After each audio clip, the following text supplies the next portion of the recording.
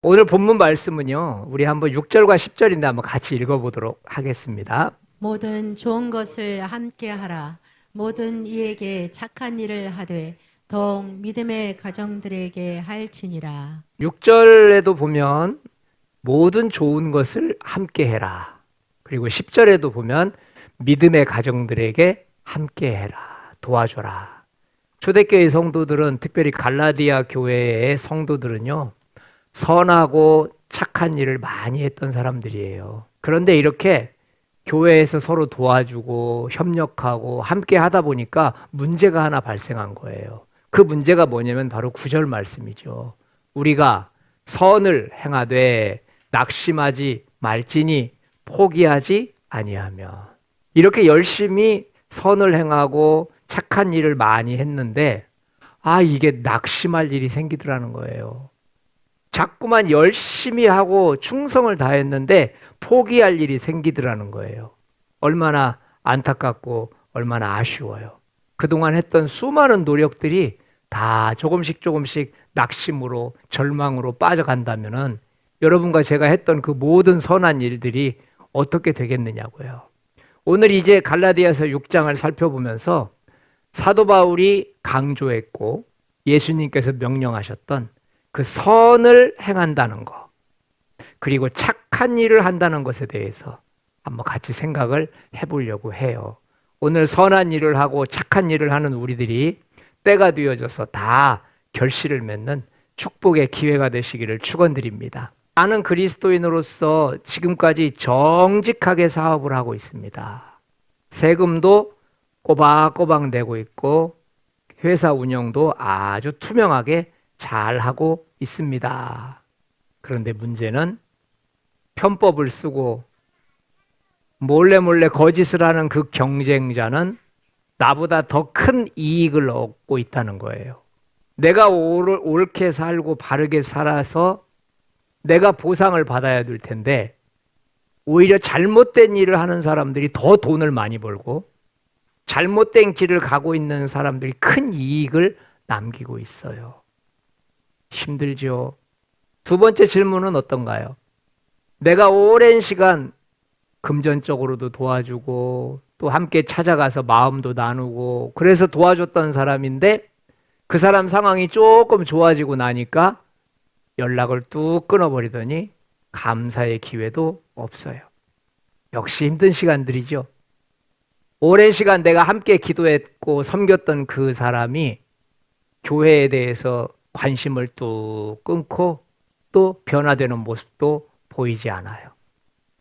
교회에서 봉사하는 건 어때요? 이름도 없이 빛도 없이 열심히 봉사하고 섬겼잖아요. 그런데 나한테 감사하다는 소리는 한마디도 안 하고 오히려 내가 봉사하는 것이 당연하듯이 바라보더라는 거예요. 진심으로 기도하고 말씀으로 키운 제자인데 세상으로 가버린 거예요. 그리고 세상으로 떠나간 그 시간부터 교회를 비판하기 시작해요. 아주 무서운 사람으로 변화돼 버렸어요. 우리는 이 5개의 상황을 지금 살펴봤어요. 매 상황마다 여러분 많은 시간이 들여졌죠. 작게는 몇 개월 동안 노력을 했을 것이고 길게는 몇 년 동안의 헌신과 봉사가 그 안에 들어가 있어요. 아주 선한 행동들이었죠. 그런데 나는 지금까지 어떤 보상도 받지 못했어요. 바울은 지금 갈라디아 성도들에게 무슨 말 하고 싶은 걸까요? 9절과 10절 말씀을 보면은 이렇게 이해하면 안 돼요. 너희가 선을 행하라. 그리고 착한 일을 많이 해라. 이렇게 9절, 10절을 이해하면 안 된다는 거예요.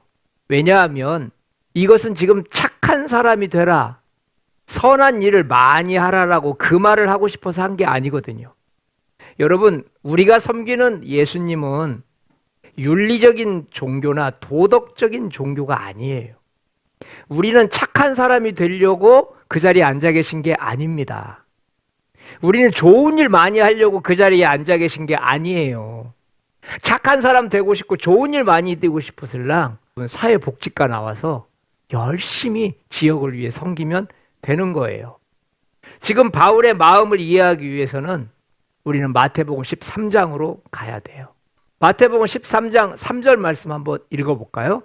씨를 뿌리는 자가 뿌리러 나가서 지금 이 부분을 이해해야 돼요. 예수님께서 마태복음 13장에서 농부가 씨를 뿌리는데 그 씨가 떨어지는 땅이 네 곳이라는 거예요. 하나는 그 씨앗을 툭 뿌렸더니 길가밭에 뿌려졌다는 거예요.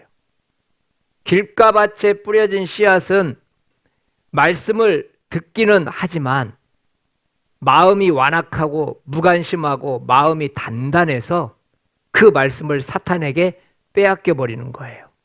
그래서 말씀을 받을 때 감각이 없이 받아요. 그냥 습관적으로 받는 거예요. 이런 사람을 길가밭에 뿌려진 씨앗이에요. 아무리 씨가 좋아도 그 길가밭에는 열매를 맺을 수 없죠. 또 하나는 돌밭에도 뿌려진다는 거예요. 돌밭에 뿌려진 씨앗은 감정적으로는 깊이 감동을 해요. 은혜 받았습니다. 감사합니다. 그런데 문제가 뭐냐면 뿌리를 내리지 못하는 거예요.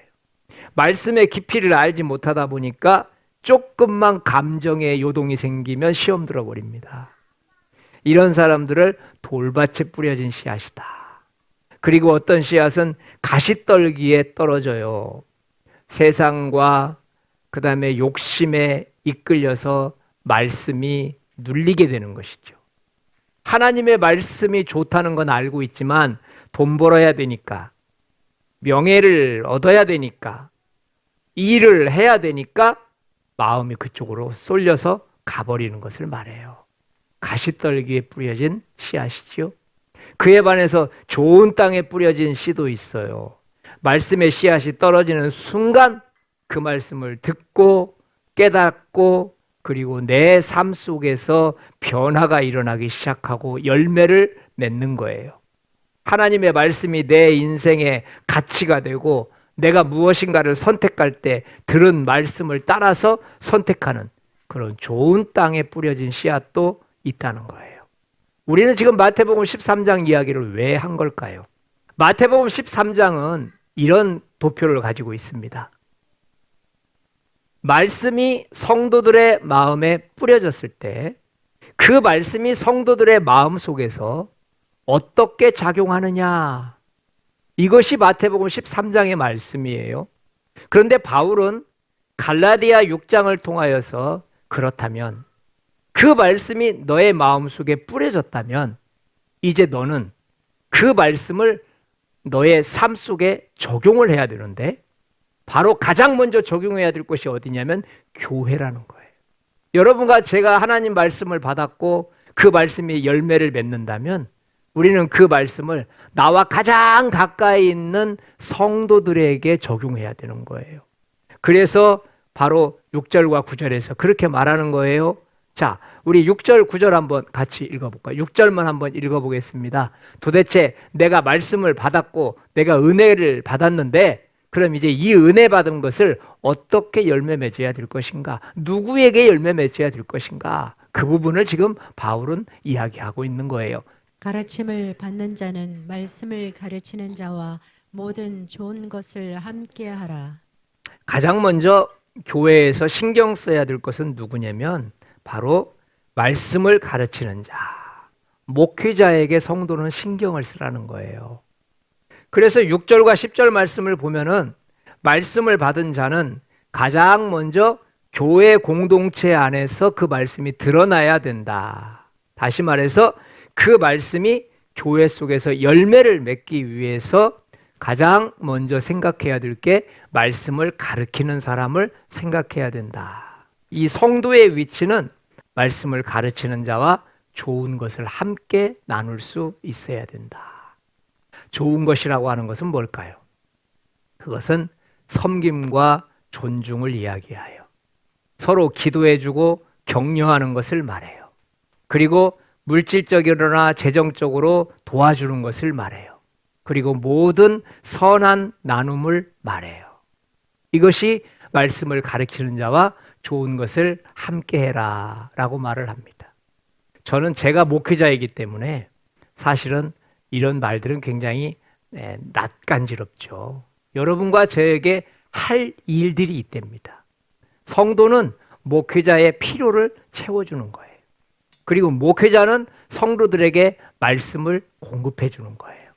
이것이 여러분과 제가 받은 하나님의 말씀을 그것이 교회 안에서 열매 맺도록 섬기는 것을 말합니다. 그리고 또 10절 말씀을 한번 같이 읽어볼까요?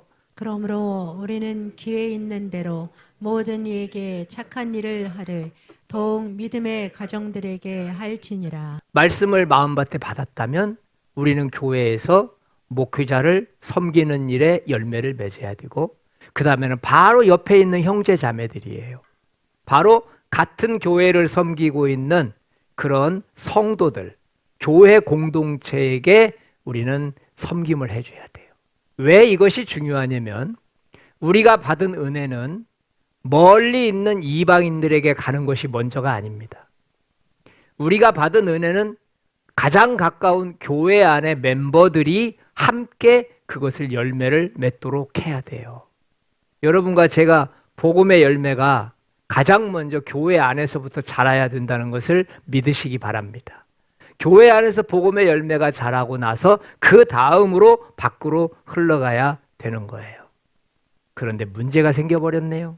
우리가 선을 행하되 낙심하지 말지니. 우리가 선을 행하되 낙심하지 말지니. 말씀을 따라서 열심히 목사님도 섬기고 성도님도 사랑하고 봉사했는데 이게 시간이 지나면서 낙심할 일들이 생기더라는 거예요. 결국은 낙심이 지나치니까 어디까지 갔느냐? 포기하는 단계까지 가버린 거예요. 바울은 이 부분에 대해서 너희들이 선한 일을 하다가, 다시 말해 말씀의 은혜를 받고 말씀대로 살기 위해서 선하게 행동하고 착하게 행동을 하다가 너희들이 넘어지고 낙심하고 실패하는 이유가 무엇인 줄 아느냐? 바울은 그 원인에 대해서 두 가지를 이야기해 줍니다. 바로 7절 말씀인데요. 스스로 속이지 말라. 하나님은 업신여김을 받지 아니하시나니. 하나님은 업신여김을 받지 않는다. 우리가 다른 사람을 위해서 은혜 받은 대로 봉사해 주고 헌신할 때 하나님을 업신여기면서 헌신하게 된다면 성도는 낙심이 찾아옵니다. 겉으로는 헌신과 봉사하는 것 같지만 내 마음속 중심에서 하나님을 신뢰하지 않고 내 방식으로 무엇인가를 심고 있다라고 하는 말이에요. 내 방식이라는 말이 중요한 이유는 사람들은 내 방식으로 무엇인가를 섬기면서 그 결과도 내 방식으로 원하고 있기 때문에 그렇습니다. 그래서 위험한 거예요. 내가 하는 것이 위험하다라는 말을 하는 것이 아니고 내가 하는 이 일로 인하여서 내가 원하는 게 있는데 그 원하는 것이 하나님의 방식이 아닐 때가 있다는 거예요. 바로 하나님을 업신여겼다. 무슨 얘기죠? 내가 이렇게까지 했는데 왜 나에게 어떤 일도 일어나지 않을까? 내가 이렇게까지 했는데 왜 나는 아직도 보상을 받지 못하는가? 선한 행동에 대한 가치를 우리들이 보상받기를 원하고 있기 때문에 그래요. 하나님을 업신여긴다는 말은 하나님을 가볍게 보았다. 다시 말해 하나님의 말씀이나 하나님의 뜻보다는 자기 생각이나 자기의 어떤 추측이 더 주류가 이루어졌을 때 하나님은 너는 네 생각을 나보다 더 중요시 여긴다. 그런 의미로 업신여겼다라는 뜻을 합니다. 여러분, 우리는 태생적으로 하나님을 업신여길 수 없는 사람들이에요. 그렇잖아요. 성도는 절대 하나님을 업신여길 수 없어요. 그러나 하나님은 어떤 것을 업신여겼다고 말씀하시냐면 하나님의 방법이 아닌 너의 생각과 너의 마음으로 하는 것은 조심해야 된다라는 것을 말씀하고 계세요. 자, 어떻게 또 열심히 선을 행하다가 낙심하게 되느냐? 우리 8절 말씀 한번 같이 읽어보도록 하지요. 자기의 육체를 위하여 심는 자는 육체로부터 썩어질 것을 거두고. 자기의 육체를 위해서 심었을 때 성도에게 낙심이 찾아온다는 거예요. 육체를 위해서 심었다라고 하는 것은 갈라디아서 5장에 보면 우리 이런 말씀이 있죠. 육체의 일은 분명하니 곧 음행과 더러움과 호색과 우상 숭배와 주술과 원수 맺는 것과 분쟁과 시기와 분냄과 당짓는 것과 분열함과 이단과 투기와 술 취함과 방탕함과 그와 같은 것들이라. 전에 너희에게 경고한 것 같이 경고하노니 이런 일을 하는 자들은 하나님 나라를 유업으로 받지 못할 것이요. 이게 육체의 일이라는 거예요. 다시 말해 자기 육체를 위해서 심었을 때 내 몸속에서 이런 정욕적인 것들이 나타난다는 거예요. 그럼 이 문제를 어떻게 해결해야 되죠? 이 문제에 대한 해결 방법을 바울은 이렇게 말하고 있어요. 사람이 무엇으로 심든지 그대로 거두리라. 우리들이 매 순간 내 삶 속에서 열리는 열매들을 보면서 방향을 바로 잡아야 된다는 거예요. 사람이 무엇으로 심든지 그대로 거두리라. 내가 지금 목회자를 위해서, 성도를 위해서 무엇인가를 할 때 내 몸속에서 열매들이 계속 맺혀요. 근데 그 열매들이 만약에 육신의 열매들이 맺히고 있다면 내가 바로 그것을 어떻게 해야 돼요? 알아차려야 돼요. 오, 내가 지금 시기하고 있구나. 내가 지금 미워하고 있구나. 그런 거지요. 여러분, 목회자 섬기다가 전쟁 나는 경우가 많이 있거든요. 서로 경쟁의 위치에서 일을 하고 있었다는 이야기죠. 자, 그런 증상들이 딱 나타났을 때요. 우리는 무엇을 생각해야 되냐면, 아, 지금 육체의 정욕이 일어나고 있구나. 바로 그런 일이 있을 때 우리는 고쳐야 되는 거예요. 여러분과 제가 하는 모든 일이 잘못되진 않습니다. 매 순간 우리 몸속에서 열리는 열매들을 보면서 저와 여러분들이 바로바로 여러분 방향을 수정할 수 있는 착한 성도들 되시기를 축원드립니다. 그리고 또 우리 8절 말씀 한번 읽어보겠습니다. 성령을 위하여 심는 자는 성령으로부터 영생을 거두리라. 성령의 열매, 다시 말해 영생의 열매가 맺히는 게 아니라면 성령으로 심는 것이 아니라는 것을 직감해야 돼요. 성령의 열매는 갈라디아서 5장 22절 23절에 나오잖아요. 사랑과 희락과 화평과 오래 참음과 자비와 양성과 충성과 온유와 절제니. 이게 바로 성령의 열매예요. 열매는 곧 거울과도 같습니다. 여러분과 저의 마음속에서 우리가 열매 맺히고 있는 그것을 바라보면서 내가 지금 육신의 열매를 거두고 있는지 성령의 열매를 거두고 있는지를 분간할 수 있어야 됩니다. 오늘 저는 9절 말씀이 아주 중요하다는 걸 알고 있어요. 우리가 선을 행하되 낙심하지 말지니 포기하지 아니하면 때가 이름에 거두리라. 이 때가 이름에 거두리라라고 하는 말씀을 시간적인 의미로만 해석하는 경향이 있어요. 그거는 조심해야 돼요. 이 말씀은 네가 착한 일을 많이 하고 좋은 일을 많이 하면 언젠가 하나님이 너에게 복을 주실 것이다 라고 하는 그런 세속적이거나 축복지향적인 말씀으로 해석하면 안 돼요. 여기서 때가 되면 거두리라라고 하는 말씀은 헌신한 것에 대한 결과도 맞겠지만 성령의 열매를 말하는 거예요. 그러니까 권선징악으로 이해하면 안 돼요. 착한 일을 많이 하면 복을 많이 받고 나쁜 일 하면 지옥 간다. 이런 의미로 때가 되면 심는 대로 거둔다라는 말을 이해하지 말라는 거예요. 기독교는 결과가 좋아서 성공하는 것이 아니고 마지막까지 누가 생명을 붙들고 있었느냐가 성공을 좌우하는 거예요. 여러분, 기독교의 성공은 좋은 결과를 내기 위한 게 아니에요.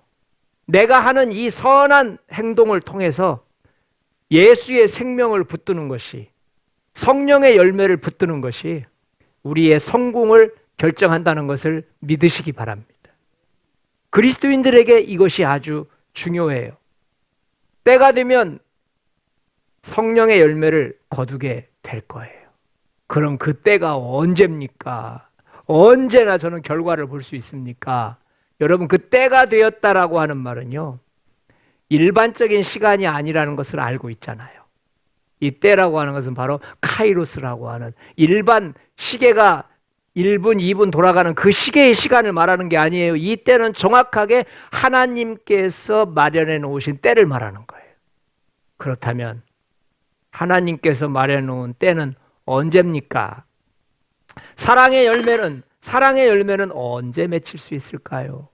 기다린다고 사랑의 열매가 맺힐까요? 상처 준 사람까지도 내가 품을 수 있다면 그때부터 사랑의 열매는 시작되는 것입니다. 나에게 모질게 하고 나에게 그렇게 힘을 어렵게 해서 내 가슴을 찢어 놓았던 그 상처 준 사람까지도 내가 품기 시작했다면, 아무 조건 없이 예수님의 사랑으로 사랑하기 시작했다면 사랑의 때가 된 것입니다. 이제 여러분들은 사랑의 열매를 거두게 될 것입니다. 희락의 열매는 언제 열리는 걸까요? 그때는 도대체 언제일까요? 아무리 외적인 상황이 어렵고 비바람이 불고 풍랑이 불고 여기저기서 나를 자꾸 비판하고 비난하고 슬픈 일만 생긴데도 불구하고 내가 오직 주님 한 분만 붙들고 기뻐할 수 있다면 희락의 열매는 때가 된 것입니다. 화평의 열매는 언제 될까요? 여기저기서 싸우고 분열하고 갈등하고 그런데도 불구하고 내 마음에 평안이 찾아온다면 화평의 열매는 때가 된 것입니다. 오래 참으면 어때요? 반복되는 상처 속에서도 내가 포기하지 않고 여전히 말씀을 붙들고 기다릴 수 있다면 이 사람은 오래 참음의 열매를 지금 시작하고 있는 거예요. 많은 사람들은 성령의 열매가 때가 되면 거둔다라는 것을 알고 있어요. 그런데 그 때를 하나님의 때라는 이유로 그냥 시간 낭비만 하고 있어요. 하나님의 때라고 하는 것은 시간의 흐름 속에서 나타나는 이 의미가 아니고 내 자신 속에서 맺혀지는 시간입니다. 여러분, 그만한 그릇이 되면 그때가 그때인 것입니다.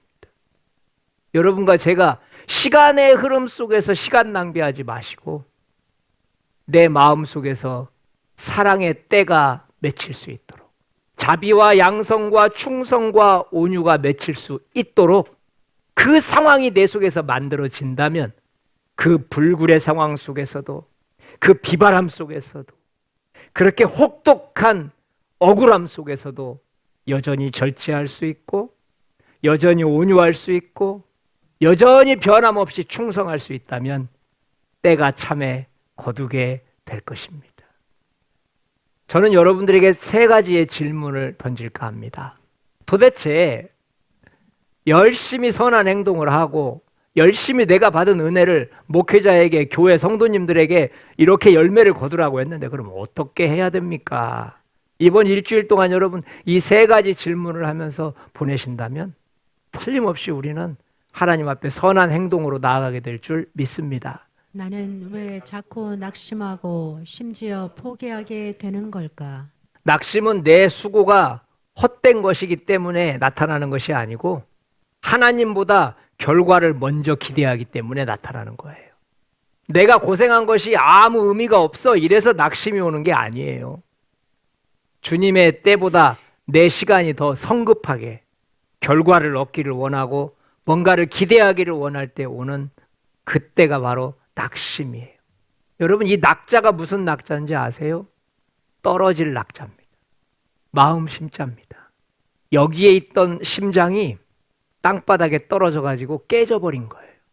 그 낙심입니다. 그래서 낙심한 사람들은 재개하기가 힘든 거예요. 여러분, 실망하는 것과 낙심하는 것은 차원이 다릅니다.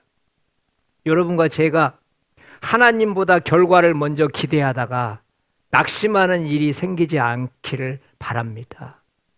여러분, 자기 만족이나 자기 보상을 바라고 일했는지 아니면 내가 정말 하나님의 말씀대로 순종하고 하나님 말씀대로 선한 행동을 하려고 해서 한 것인지는 낙심하는 내 모습을 보면 알 수 있어요. 내가 지금 맺고 있는 열매는 어디서 온 것일까? 육체를 위하여 심는 자는 육체로부터 썩어진 것을 거둘 것이다. 성령을 위하여 심는 자는 성령으로부터 영생을 거둘 것이다. 지금 내 마음속에 내 삶에 맺히고 있는 이 감정, 반응, 이 관계의 모습이 열매입니다. 만약에 비난하고 계십니까? 분노하고 계십니까? 탈진 상태입니까? 경쟁심이 가득 차 있습니까? 이런 것들은 모두 육체가 심은 거예요. 육체를 위해서 심었을 때 나타나는 현상들이에요. 그런데 상황이 어떻게 되든지 비바람이 불고 풍랑이 불어도 기쁨과 인내와 화평과 온유가 내 마음속에 드러난다면 나는 분명히 성령으로 심고 영생의 열매를 맺히고 있는 중이라는 것을 믿으셔야 합니다. 지금 내 헌신과 섬김은 성령의 씨앗인가? 선을 행하다 낙심하지 말지니 그랬어요. 성령의 씨앗은 하나님을 의식하고 계속해서 반복적으로 뿌려지는 착한 마음을 말합니다. 지금 내가 뿌린 씨앗이 열매가 보이지 않아도 포기하지 마십시오. 하나님의 때가 이르면 반드시 거두게 될 것이라는 약속을 믿으십시오. 특히 교회 안에 형제 자매에게 사랑을 쏟고 봉사를 하고 열심히 했음에도 불구하고 내가 원하는 답이 나오지 않는다 할지라도 너무 좌절하지 마십시오. 하나님은 반드시 때가 되면 거두게 된다는 것을 믿으시기 바랍니다. 저는 오늘 9절 말씀에서 포기하지 아니하면 때가 이름에 거두리라. 하나님의 때가 여러분과 저에게 기다림으로만 존재하지 않기를 바랍니다. 하나님의 나라는 기다려서 오는 게 아니고요. 그 기다림을 내 안에 완성시킬 때 찾아오는 거예요. 1년 후라고 해서 365일을 기다리면 그날 오겠지가 아니고 그 365일 동안 그것을 받아내기 위해서 그것을 내 것으로 만들기 위해서 내 몸속을 그렇게 말씀으로 가꾸고 말씀으로 만들어내는 것이 바로 때가 되면입니다. 저는 평생을 기다렸는데 하나님이 안 주셨어요. 그 사람은 평생 동안 아무 행동도 안 한 거예요. 그냥 기다린 거예요. 영적인 기다림은 그것을 말하지 않습니다. 목회자에게 잘 섬기십시오. 올렐레 아멘을 하는 목회자를 잘 섬기십시오. 목회자를 잘 섬기는 것은요, 여러분들이 지금 말씀을 받고 있다는 증거예요. 목사에게 뭐 잘 보이는 게 대단한가? 잘 보이려고 그러는 게 아니에요. 하나님의 말씀이 그걸 원하시는 거예요. 옆에 있는 우리 형제 자매들 진심으로 사랑하시기를 바랍니다. 여러분, 사람은 미워하는 게 쉬울까요? 사랑하는 게 쉬울까요? 미워하는 게 쉬워요. 인간은 죄인이기 때문이죠. 사랑하는 건 그렇게 어려운 거예요. 여러분과 제가 하나님의 말씀이 요구하는 대로 우리 자신을 드릴 수 있기를 축원드립니다.